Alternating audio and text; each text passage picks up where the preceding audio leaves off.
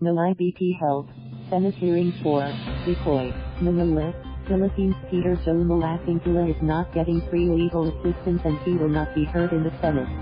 Advincula, who claimed he was Bikoy, the fifth man in the series of videos that links members of President Rodrigo Duterte's family to the narcotics trade, was refused assistance by the Integrated Bar of the Philippines, IBP, on Wednesday because the group did not want to be involved in partisan politics. In pursuit of its mandate to provide access to justice to the poor and marginalized, the IBP cannot be seen to be siding with or going against any candidate or political party, IBP National President Abdiel Fajardo said in a statement. Fajardo said the IBP would not make public the documents Advincula submitted on Monday, when he, accompanied by nuns, turned up at the group's national office in Pasig City and spoke to reporters.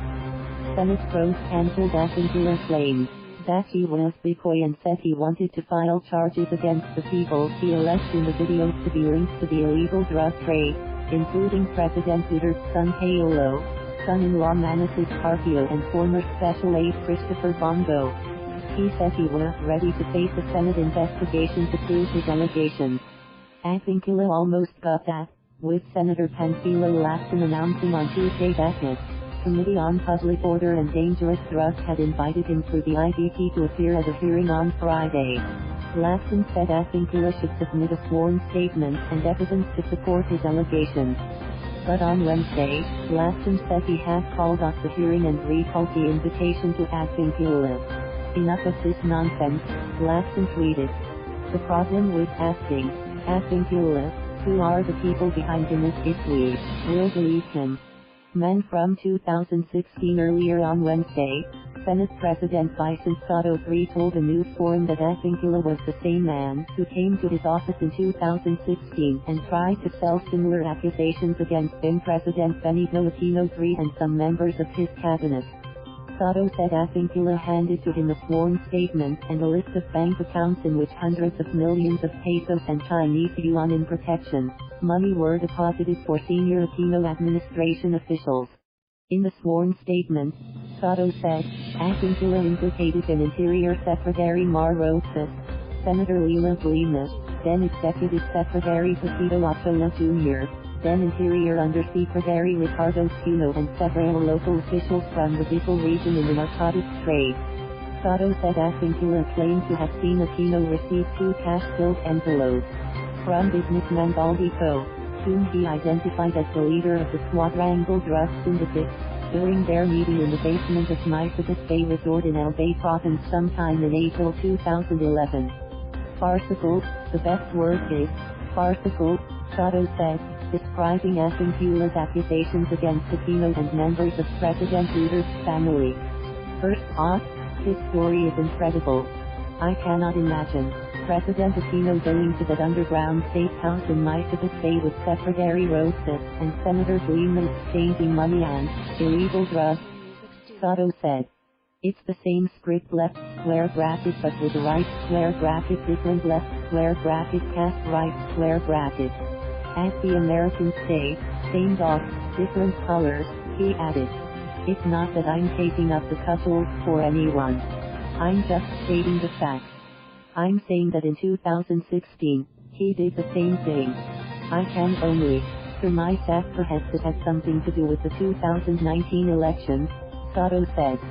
He said he sent a member of his staff, Hutch Altabus, to see Advincula at New Villages Prison in Manila City, where Advincula was being held after his conviction for fraud. Showing a copy of the visitor's pass issued to Altabus at Villages, Sotto said Altabus visited Advincula at the prison's medium security compound on December 2, 2016. He said Advincula and Altabus exchanged text messages for 2 weeks about the information against Aquino and his aides, and supposed documentary evidence. Moments after Advincula appeared at the IBP national office on Monday, Sotto said Altabus called him up to say Advincula was the same man who sought help from them in 2016. So, confirmed, 100%. It was left square bracket right square bracket who was visited by Altabus, Sotto said. Story. Not credible. Advincula told reporters that he initially thought Advincula's story were credible, as Advincula had documents to support his allegations. But he said he started to doubt Advincula's credibility when he refused to share the information with Lacson. Asked if Advincula had asked for something in exchange for the information and evidence against Aquino, Advincula said Advincula told him he wanted to be released from prison. When he told us that the money for Aquino was being transported from Clark Airport, in Pampanga Province, to China aboard a helicopter, that made us doubt him even more, he said. Sotto said his office verified with branches in Makati City and Hong Kong the bank account numbers on Advincula's list, and was told that the data were serious. Seller of information. The Philippine National Police has learned that Advincula is known to be a seller of information to law enforcement agencies. There's one here who gave money to him as part of intelligence left square bracket gathering right square bracket. Police General Oscar Albiol, the PNP chief, told reporters on Wednesday. Left square bracket the information right square bracket funding has been out left square bracket detailing right square bracket in the same thing he's releasing now, Albiol said. It's not just one agency. I can't say which left square bracket law enforcement right square bracket agencies, but he was able to fool them. He even knows our senior officers here who left square bracket are waging right square bracket an intensified campaign against illegal drugs, he said.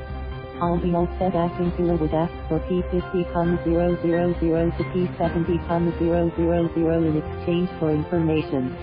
Several times he got a large amount, and it turned out everything he said was false, Albiol said. The PNP chief said Advincula also has been making claims that investigators found to be false. Among these, he said, was Advincula's reference to Misibis Bay Resort as a drug laboratory and safe haven for the quadrangle group of drug traffickers and their associates, including local politicians and businessmen. When we verified this supposed laboratory, it turned out it was a left square bracket legitimate right square bracket resort, Albiol said. He said investigators also found nothing to support Advincula's claim of a Davao group that included Paolo, Duterte, Carpio and Co. Even the quadrangle group that he claimed is non-existent, Abdiel said. With reports from Manases Carpio and Jamie P. Thank you for watching. Please subscribe.